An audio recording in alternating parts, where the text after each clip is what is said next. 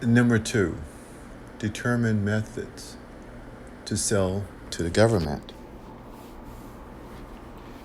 Very important that there are several methods that can be used to secure a government contract. Work independently, work as a subcontractor, or subcontract work to other companies. Or you can help to develop or become part of another company, General Service Administration or GSA scheduled contracts.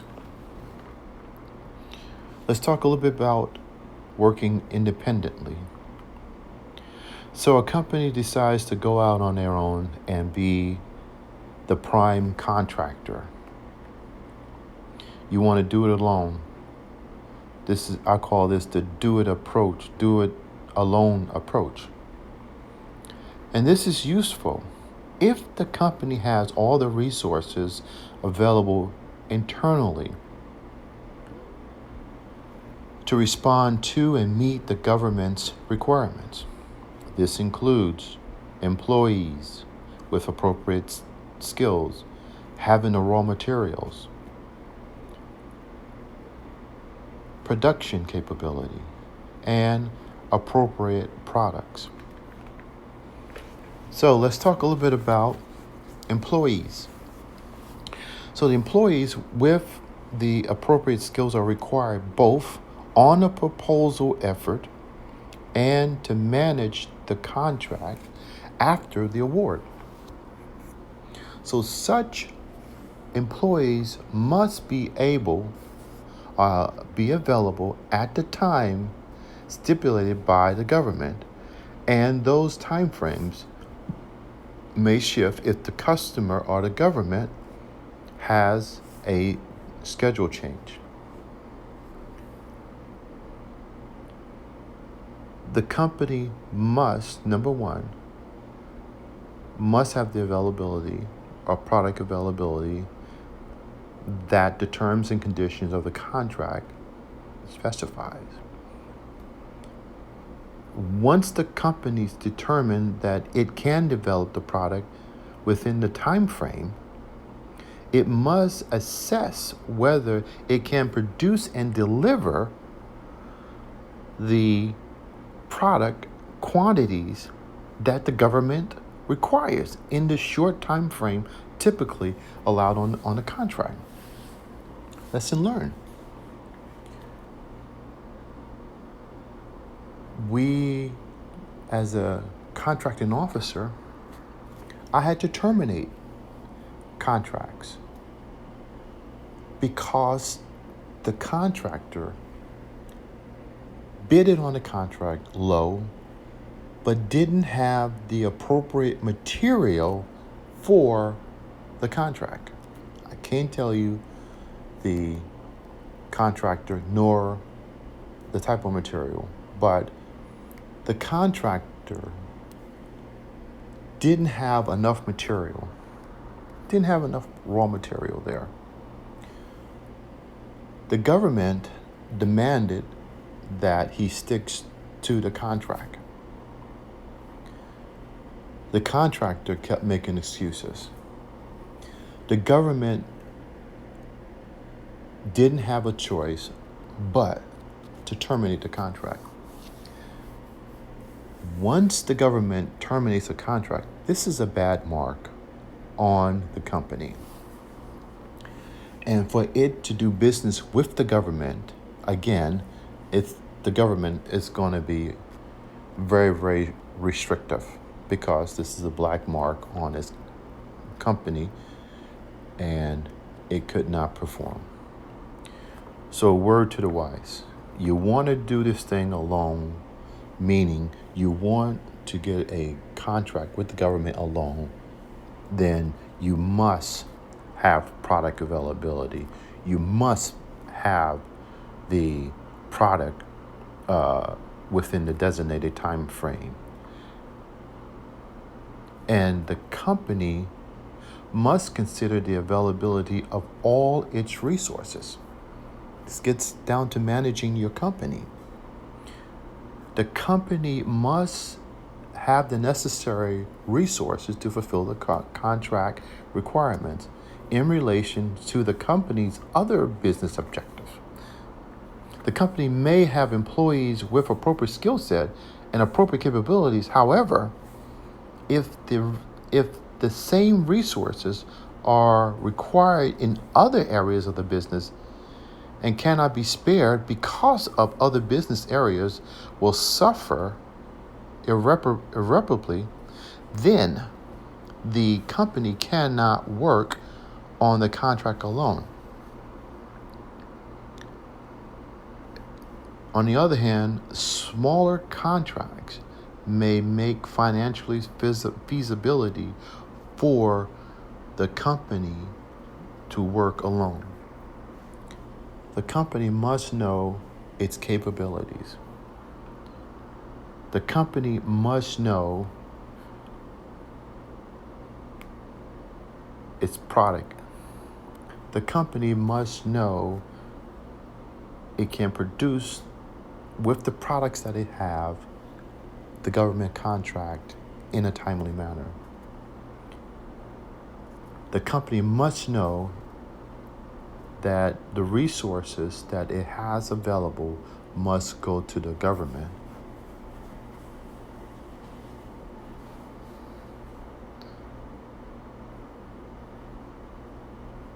And if not, then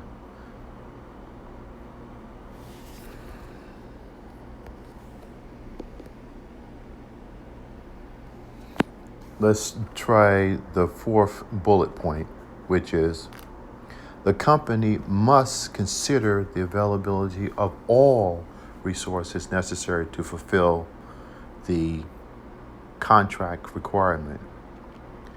It must look at not only what they need to do for the government, but the contractor that gets the award for the government contract must consider the other business and the resources that it has for the other obligations that it has for its business. So sometimes this decision will determine whether you will bid for that particular contract or not, or go for something smaller. So again, if a company decides to pursue a customer or the government's contract on its own, the company must accomplish all the marketing activities, proposal development, and contract performance. The benefit to this approach merits this is that the company has completed control and decision-making power over all aspects of the procurement. The company can determine how many resources to apply to the contract that is bidding for and how much risk it is willing to take in pricing the contract. Lessons learned. Many contractors go into default and sometimes go bankrupt bidding for government contracts because they have not done their homework. Again, you are totally in control. And if you don't have the resources, if you don't have the manpower, or you allocated all of your product on previous responsibilities or objectives, then you may be at risk, and the risk is going to be high. So word to the wise, do your homework. Okay, number 2, you can work on government contracts as a subcontractor. And sometimes working as a subcontractor may be the best area or the best method in order to continuously have work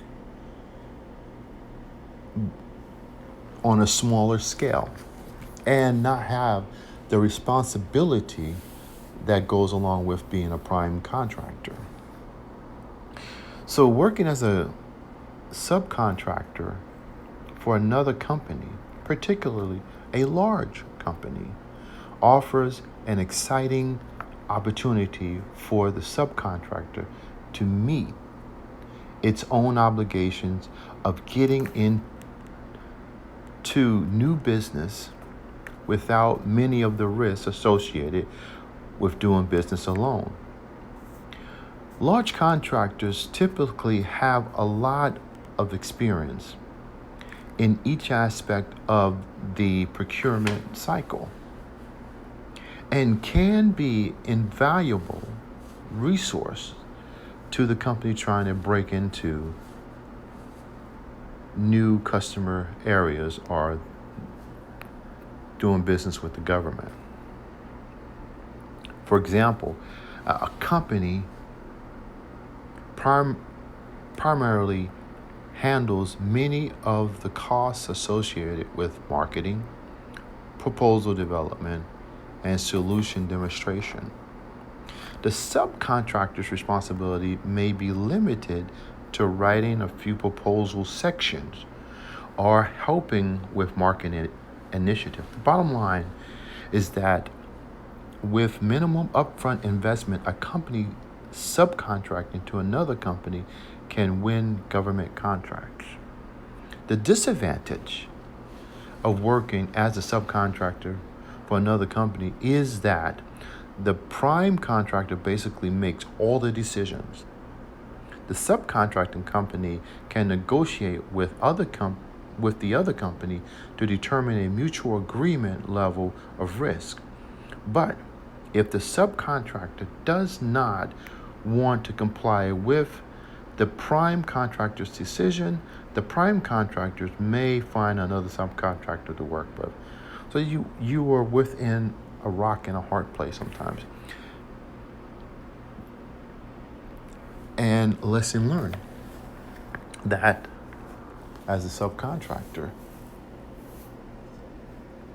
you have sharks out there as a prime contractor that sometimes don't pay their subcontractors the appropriate agreed amount. And in this case, the government does not have, legal prudence to do anything with it. The only suggestion that we can say is to take it to the Department of Labor or Department of Justice or sue the company on your own. The government only deals with the prime contractor. So regardless of subcontracting companies needs to know upfront how work will be assigned to it throughout the course of the contract so that it can staff and plan appropriately. The third way that a company can get government contracts, or the third method that someone can get a government contract, is to subcontract work to other companies.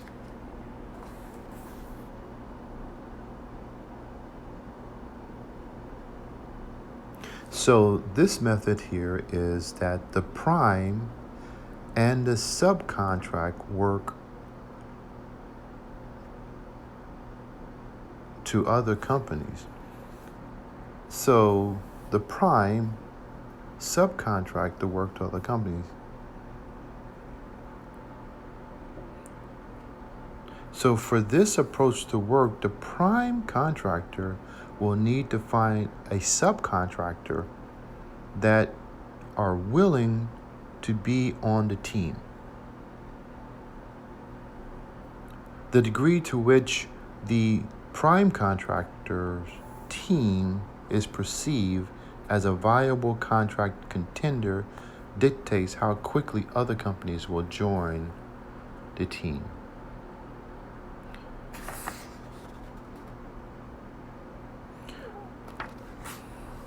So a prime contractor, as a prime contractor, the company must make the decision and rely on the strength of other companies in order to complement its own strength.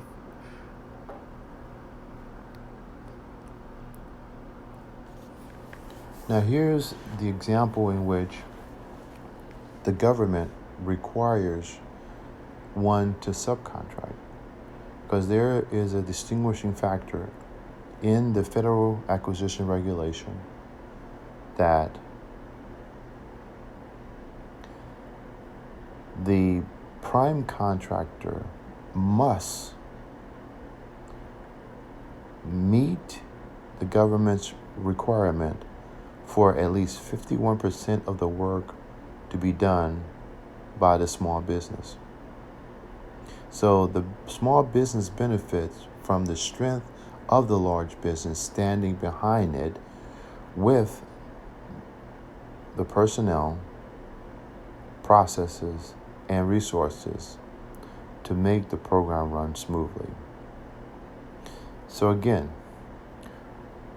while an automated assumption might be that the prime contractor is usually a big business or a big company and the subcontractor is usually smaller, is not the case.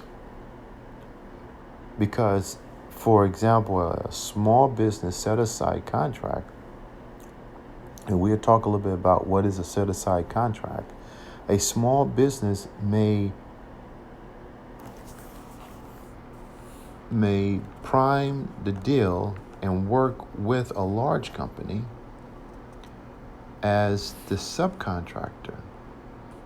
This approach provides a small business experience of acting as a subcontractor and meets the government requirements for at least 51% of the work to be done by a small business. A small business benefits from this. So again, is that the small business, lesson learned, the small business, which is the prime contractor, maybe not doing the work, but needs to do 51% of the work according to the government regulation.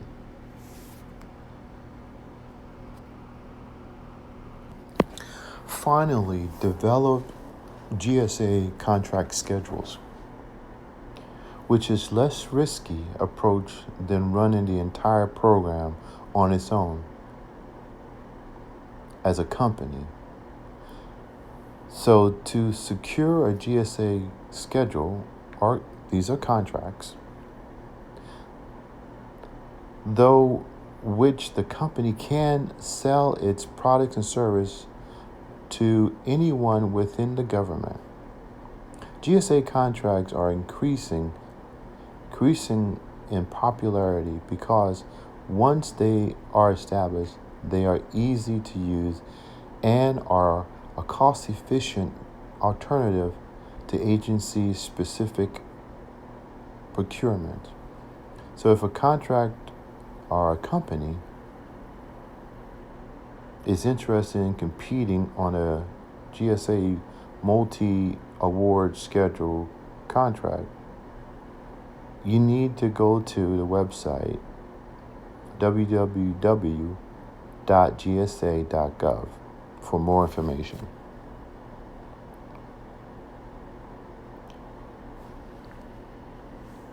So GSA is a primary supply source for many of the government's commercial item acquisition. Any government agency can buy off the GSA schedule, thereby saving the expense of putting out a brand new acquisition. Further, GSA works with participating companies to secure most valuable customer pricing or the price that are available in a commercial marketplace to those customers who buy large quantities of the company's products and services.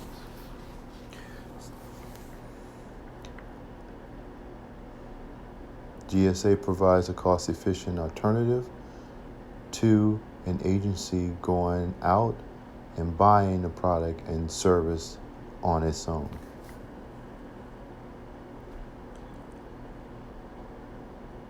So again, for more information, go out to the website gsa.gov.